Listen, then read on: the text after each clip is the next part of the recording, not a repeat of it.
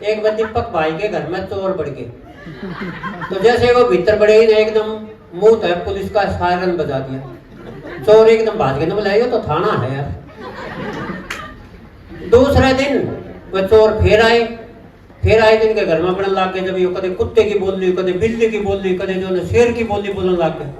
चोर ने बोले यार कल थोड़ा थाना था, चिड़ियाघर खोल दिया। तो ये बड़े गजब के हैं, जोरदार तालियां बजाए भाई साहब ने। आधा देश निपटा दिया और मेरे ख्याल में आधा हॉल खाली भी कर दिया। एक छोरी जाती 4 छोरे निकल जाते, एक छोरी जाती 4 छोरे निकल। ऐसा मत करो बेटा। देखिए मैं हरियाणा में मैं ईसा मास्टर हूँ जी का मास है ही नहीं। सच्ची बात बताऊं, विश्व हास्य दिवस है, आपको हंसाने के लिए आए हैं। कई छोरी थी इतना ही सूंगड़ा मुंह करके बैठी। एक तो घना सूंगड़ा रहा कर रही, वो के बात हुई गुंडा लागू नु बोला ना तेरी शक्ल मेरी सासू तो मिला है।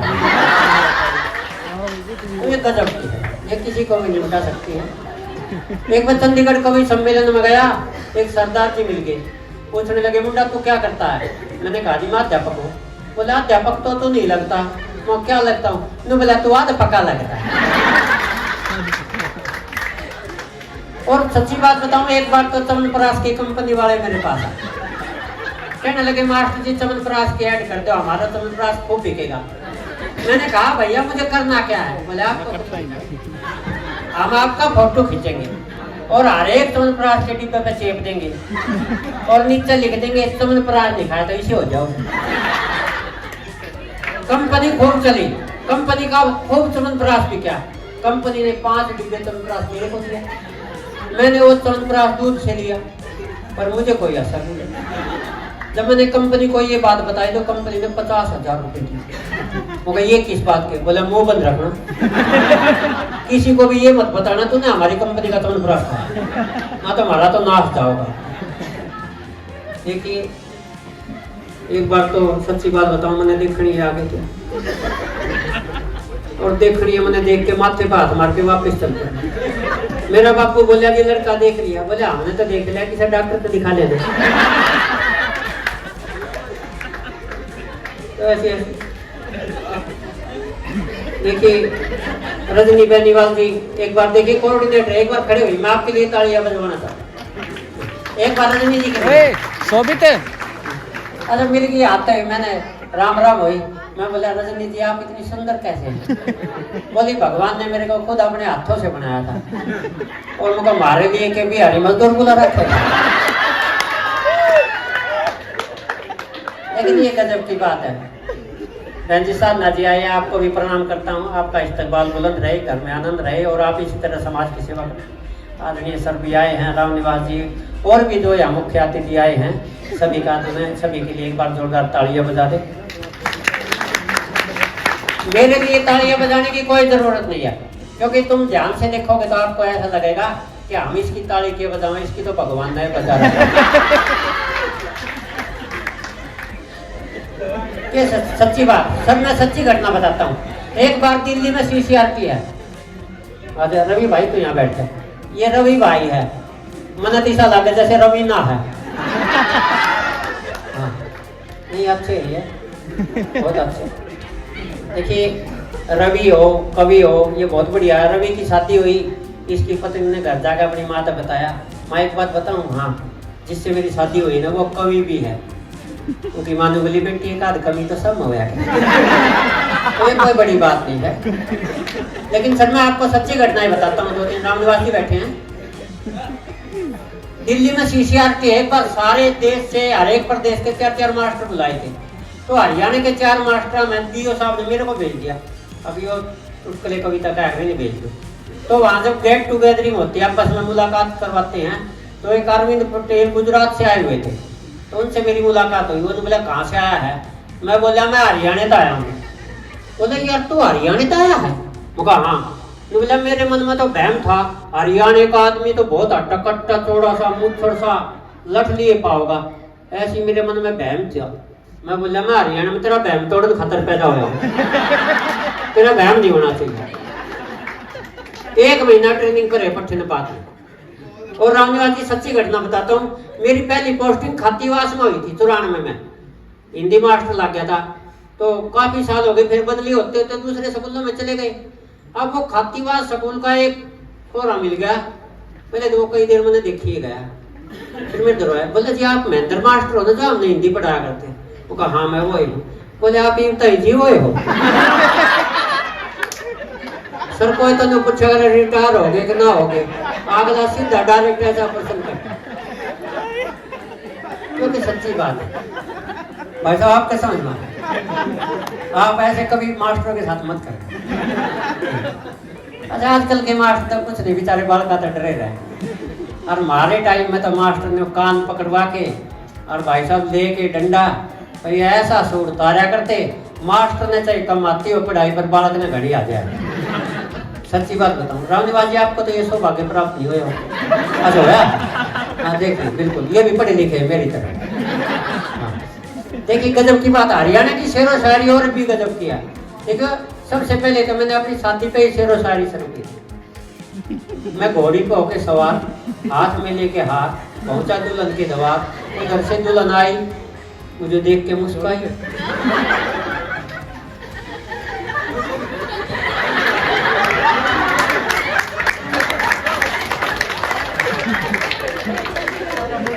मुझे देख के मुस्कुराई, मेरे करीब आई और तुरंत हमने माला डाली तो दुल्हन ने शेर कहा, छैल छबी लगा भरो।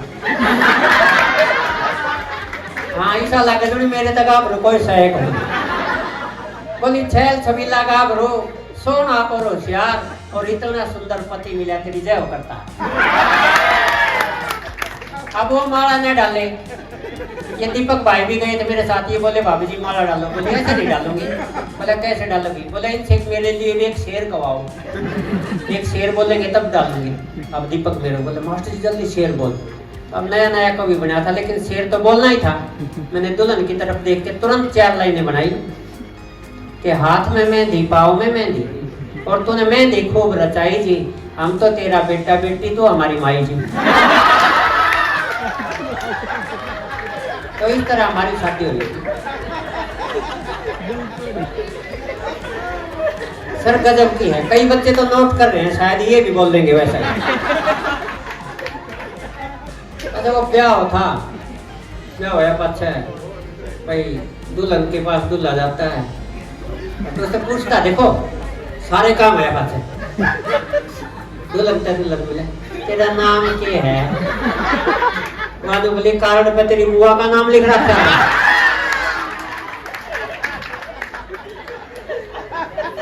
तो मामा ने यहाँ तो गजब है साहब, किसी ना छेड़ के देख क्या कर रहा। नहीं सच्ची बात बताऊं, यो देखियो हमारा बुढ़ा हेलीकॉप्टर बैठा है भाई साहब, यो डगाने जब इतना आनंद आवा कमाल है। इधर ये महेंद्र राज ने भी देखो, एक तो महेंद्र मास्टर ने देखो जिनका मास है ही नहीं, एक जो महेंद्र राज ने भी देखो, भगवान के घर में देर भी है अंधेर भी है। सच्ची बताऊं रामनिवास जी, आप देखोगे मन में देखोगे ना तो आपका मन में नहीं लगेगा भाई इस आदमी ने कदे की सगा कुछ नहीं खाया।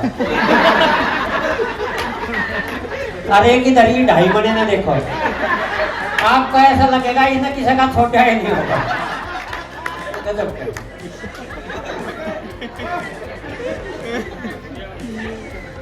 अच्छा ये यूसुफ भारद्वाज जी, एक दिन ये डाई लिया है बाल काले करण खातर, तो इनका पोता सफेदी बोल रहा है कटोरी, जो बाल काले करे वो सफेद करे। तो मैंने बोला पोते तू क्या करे? बोला दादा तू क्या करे? बोला मैं बाल काले करके जवान होना चाहूँ। पोता ने बोला मैं बाल धोले करके बूढ़ा होना चाहूँ। तो बोला तू बूढ़ा क्यों होना चाहे? तो बोला दादा जब तू जवान हो जाएगा तो घर में कोई बड़ा बूढ़ा भी तो होना चाहिए। तो ऐसे गजब के इनके जो है पोता पोती हैं, जोरदार तालियां बजाएं इनके, और जोर से बजा ले के मेरा अगले साल ना बजा पाओ। प्लेट देके 10-15 गोलगप्पे खवा दिए। गोलगप्पे खाने के बाद में बोली थैंक यू भैया। भाई साहब उस पास उस गली में रेडी नहीं लगाया। बोले किसी को भी ठग सकती हैं। मेरे को देखने के बाद मैं सच्ची बात बताता हूँ, रजनी जी आप एक जगह बैठ जाओ, ठीक है? आजकल कुर्सी का बड़ा चक्कर है, कुर्सी खुश गई तो फिर मिलेगी नहीं। आइए मैं भी एक छोटी सी 1-2 कविताएं आपको सुना देता हूँ। शाम को प्रोग्राम रोहतक में भी है, और वहाँ भी हमें पहुँचना है। तो मैं सच्ची बात तो मैं आपको बताना चाहता था। एक बार मेरी बदली होगी दूसरे स्कूल में, तो मैं दूसरे स्कूल में गया था। तो मास्टर जब दूसरे स्कूल में जा थोड़ा डरता जा, तो छोटे बालकों ने रोड़ा मचा दिया, देखो रा नया मास्टर आया, नया मास्टर आया, नया मास्टर आया। तो बाद में वाले बालकों ने छोटे बालक धमकाए, ने बोला नालायको, ये तो मैंने मास्टर दिखा है, ध्यान से देखो साइंस रूम का सामान आया है।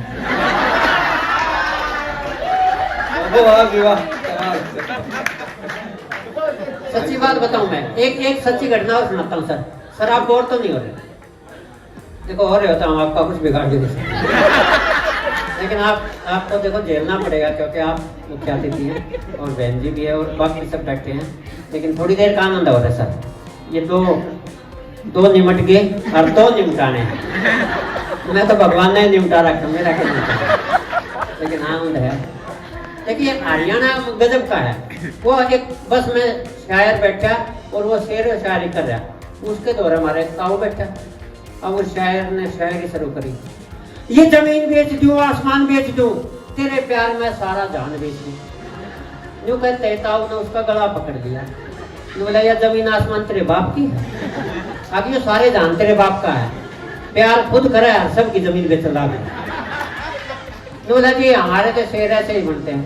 ताऊ ने बोला फिर मेरा शेर सुन, बाहर की एक भी चीज नहीं बिकेगी। अब ताऊ ने शेर सुनाया, हरियाणवी ताऊ ने बोला अपनी भैंस बेच दूं और अपनी गाय बेच दूं और तेरे प्यार में पप्पू की माँ बेच दूं।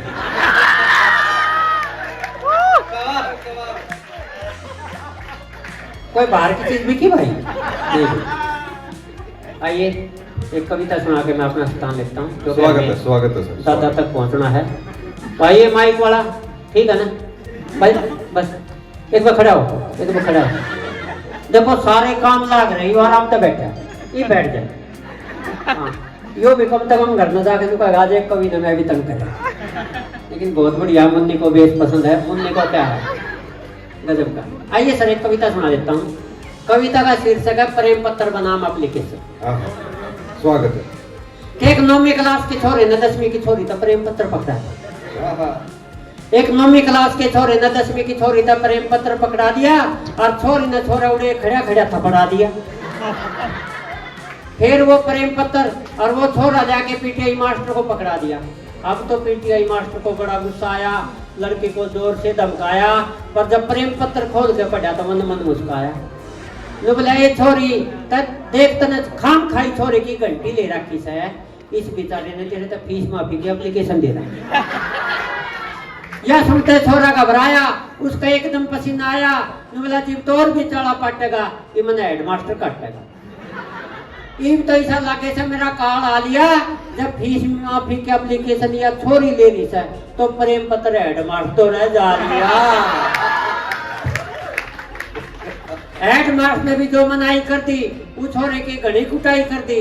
बोला नालायक, तने खसना था किसी और गला खस लेता, स्कूल में घने मास्टर बहन जी से तो हेडमास्टर ने तो बख्श देता। यह सुनकर छोरा आकर के खड़ा हो गया, हेडमास्टर की बैत पकड़ के खड़ा हो गया। हेडमास्टर बोला ये पकड़ा है, मेरी बैत ने पकड़ा है। छोरा हाथ जोड़ के नहीं बोला जी मैं इस कारण आपकी बैत कैसी पट रहा हूँ, प्रेम पत्र पर तो मैंने दुनिया ही पिटती देखी, आज मैं एप्लीकेशन पे पिट रहा हूँ, मैं तो एप्लीकेशन पे पिट रहा हूँ। कमाल। धन्यवाद गुप्ता जी, आप पता नहीं कहाँ चले गए थे। मैंने तो आपके इंतजार में आधा घंटा कवि सम्मेलन भी बंद रखा। देखिए गुप्ता जी, प्राचार्य महोदय एक बार जोरदार तालियां बजाएं।